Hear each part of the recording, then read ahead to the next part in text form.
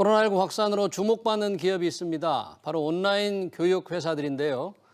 IT 핵심 기술과 원격 교육 플랫폼을 접목해서 코로나 시대의 새로운 강자로 부상하고 있습니다. 이런 기업들이 코로나 이후 디지털 혁신을 어떻게 이끌어 나갈지 자세히 짚어보겠습니다. 고객이 보고 싶은 모든 데이터를 가장 쉽게 표현하겠다. 이런 목표를 내건 글로벌 데이터 기업이죠. N3N의 남영삼 대표 모셨습니다. 남 대표님 어서 오십시오. 네, 반갑습니다. 네. 자, N3N 제가 잠깐 설명을 했는데 고객이 보고 싶은 모든 데이터를 가장 쉽게 표현하겠다. 이런 목표를 내걸었더라고요. 홈페이지에. 네. N3N이 어떤 회사인지 좀 먼저 짧게 설명해 주시죠. 네, N3N은 말씀하신 것처럼 고객들이 보고 싶은 데이터를 굉장히 쉽게 보여주기 위해서 많이 노력했던 회사고요. 특히나 영상 데이터에 대해서 많은 산업 현장 또는 도시 또 지금 많이 얘기하고 있는 무인화되고 있는 원격에서의 교육, 의료 이런 분야에서 그 데이터들을 가장 최적화돼서 보여주는 그런 기반 기술을 가지고 글로벌하게 공급해 왔던 기업입니다. 네. 자, 영상 데이터를 가장 최적화시켜서 보낸다 그러니까 지금 코로나 시대 갑자기 다가온 언택트, 무대면입니다. 이렇게 마주하지 않고 정보만 서로 주고받는다는데 이 코로나 시대가 과연 우리 사회를 획기적으로 바꿀 거라는데 어떤 시대가 펼쳐질 것 같습니까? 방금 앵커께서도 말씀하신 것처럼 서로 모이지 않고 원격에서 일하고 원격에서 학습하는 것들이 아마 이 이후에도 굉장히 일상화되지 않을까 싶습니다. 오늘 사실 글로벌 SNS 회사에서도 코로나 이후에도 우리 회사는 원격으로 근무를 하는 거를 상시화하겠다 이렇게 얘기한 CEO가 있듯이 영상을 통한 원격이라고 하는 거는 영상이 그거를 대체해 줘야 되는 거고요. 그다음에 산업 현장에서는 아마도 젊은이들이 많이 가고 찾고 있는 편의점 이런 것들도 이제 무인화되는 게 일상화될 거라고 보여지고요.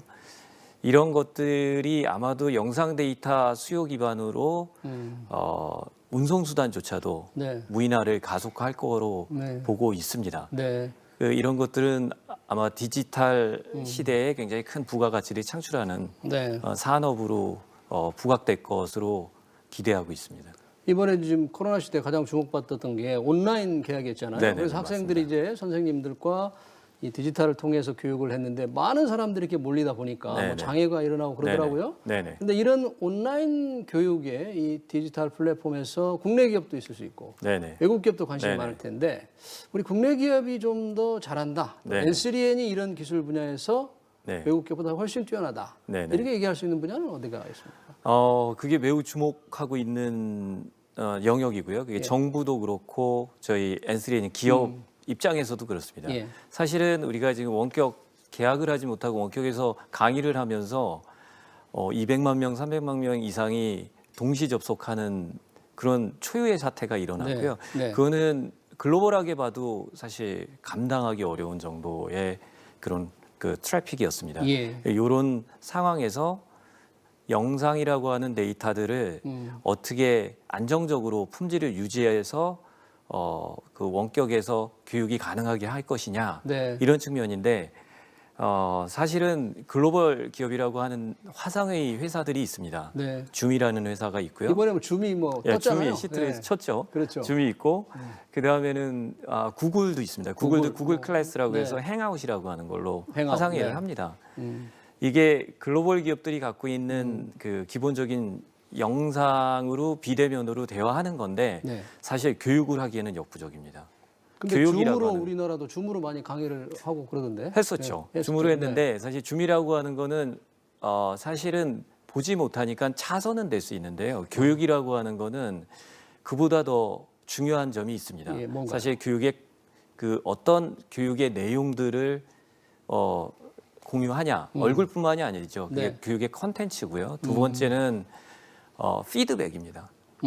학교를 가야 되는 이유는 사실은 선생님이 개별화된 쌍방향 대화 맞습니다. 말씀하시는 거? 맞습니다. 그래서 사실은 줌이나 구글은 소규모의 대화를 나누는 네. 그런 보조적인 수단이었고요. 네. 교육 플랫폼으로서 지금 N3N과 이런 그 차별화된 기술 네. 기업들이 한국에서 아주 선진적인 사례를 만들어낼 수 있는 아주 좋은 환경이고요. 네.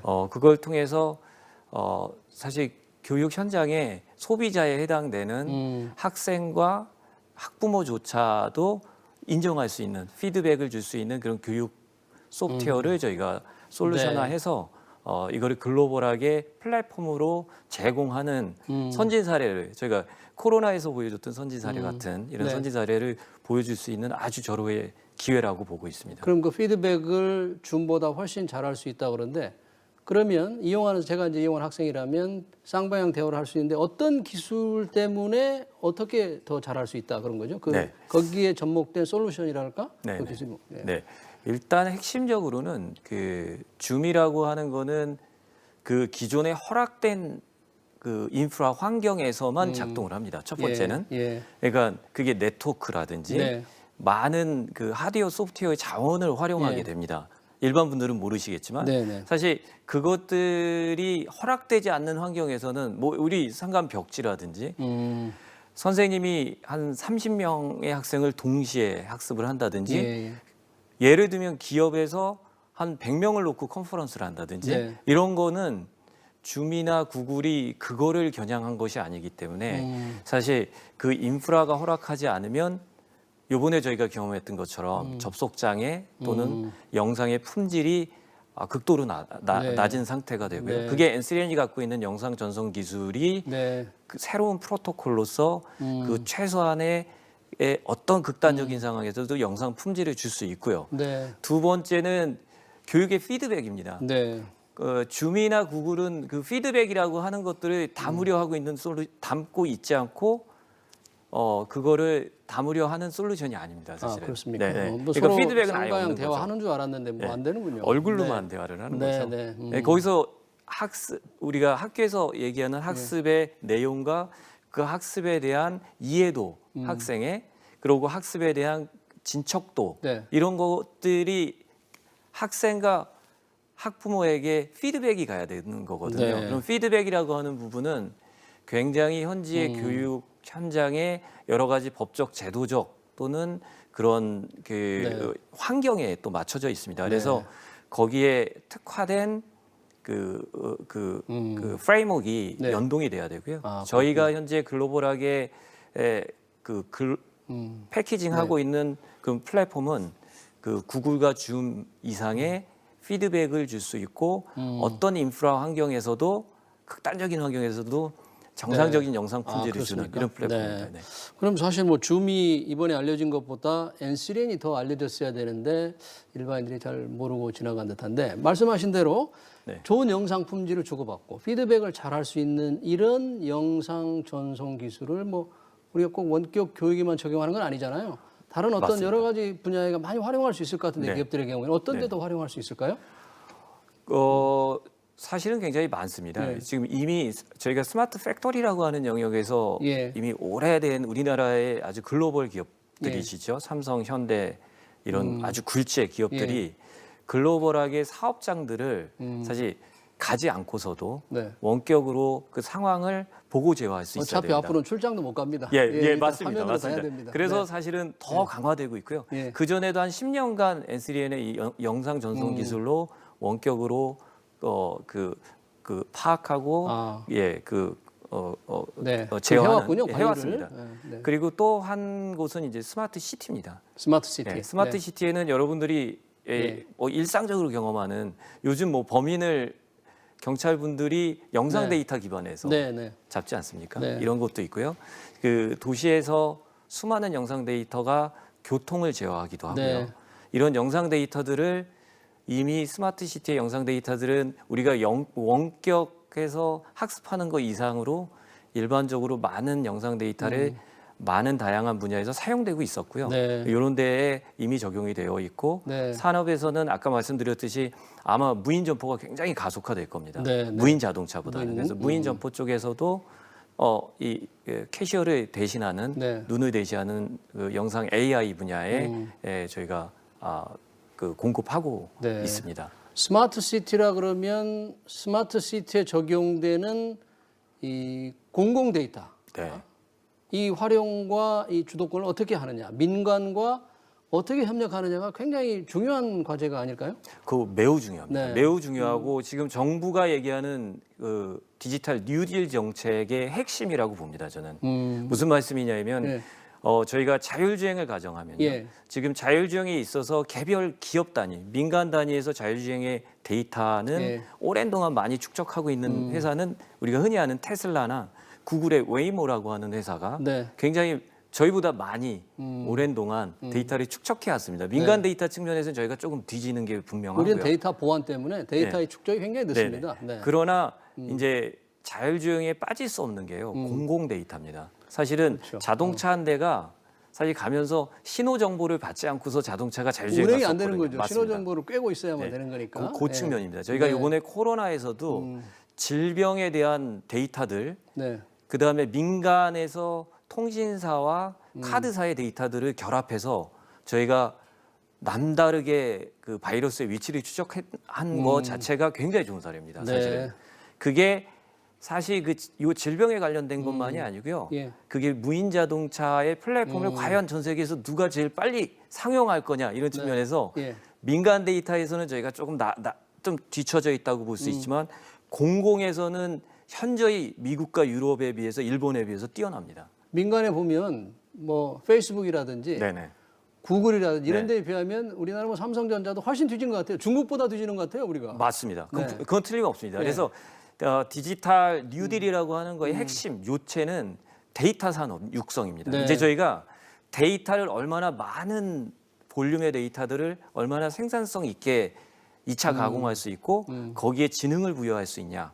이게 다양한 분야의 요체가 되고요. 그러니까 회사도 글로벌 데이터 기업을 지향하시죠. 맞습니다. 맞습니다. 예, 그래서 저희가 사실 사실은 이 원격 저희가 교육을 개강을 하면서 이렇게 많은 문제들이 조금 일어났던 것도 사실 전례 없는 데이터를 동시에 처리해야 돼서 그랬던 겁니다. 네. 그래서 그런데 데이터 중에서 영상 데이터를 가장 효과적으로 처리한다. 뭐 그런 맞습니다. 얘기겠네요. 영상 데이터를 굉장히 주목해야 됩니다. 저희가 영상의 시대니까 뭐 지금 맞습니다. 그렇죠? 네. 그렇기도 하고 사실은 데이터 분야에서 대한민국이 집중을 해서 저희가 데이터 기업이 많은 미국이죠. 우리가 네. 구글이나 페이스북 이런 데를 넘어설 수 있는 가능성이 있는 분야는 영상입니다. 예, 다른 우리가 많이 하는 사진, 이미지나 보이스나 텍스트 데이터는 이미 구글, 애플, 뭐 페이스북 이런 데가 너무나 많이 저희보다 네. 큰 데이터들을 이미 핸들링하고 있습니다. 예. 그래서 영상에 주목을 해야 되고 영상은 아직도 저희가 충분히 도전해서 글로벌하게 1등을 할 수 있는 분야입니다. 그러면 그렇게 우리가 영상 데이터 처리라든지 영상 데이터를 활용할 수 있는 솔루션 개발을 잘 하려면 아까 공공 데이터 굉장히 중요하다고 그랬잖아요. 굉장히 중요합니다. 네. 그러면 그런 산업을 발전시키기 위해서 정부의 역할이 있을 수 있고 민간의 역할이 있을 수 있는데 네.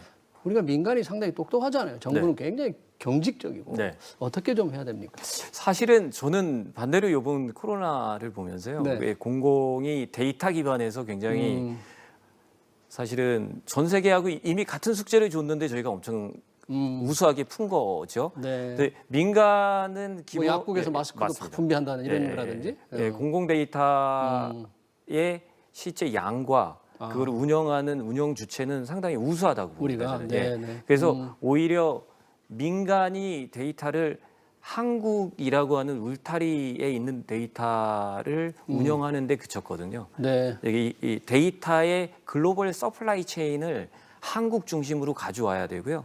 한국 중심으로? 네, 한국 중심으로. 글로벌 데이터가 한국에 연결이 되어져야 되고요. 네. 그래야지 저희가 그걸 기반으로 해서 저희가 구글이나 페이스북 같은 영상 중심으로 또 글로벌하게 서비스를 제공할 수 있는 그런 가능성이 생기고요. 글로벌 데이터 센터를 한국에 좀 유치를 많이 해야 되겠네요. 해야 됩니다. 네, 매우 중요합니다. 네. 데이터 센터라고 하는 게 데이터를 운영하는 기본적인 그 기반 시설이기 때문에 네. 그게 단지 국내 데이터를 목표해서는 안 되고요. 글로벌 데이터들을 모두 다 이쪽으로 유치할 수 있는 그래서 글로벌 유수의 데이터 기업들이 함께 해야 됩니다. 네. 저희가 네. 뒤진 거는 함께 하고 거기에서 저희가 가장 강력하게 줄 수 있는 유인은 공공의 데이터와 공공의 그 운영 능력입니다. 사실은 오히려.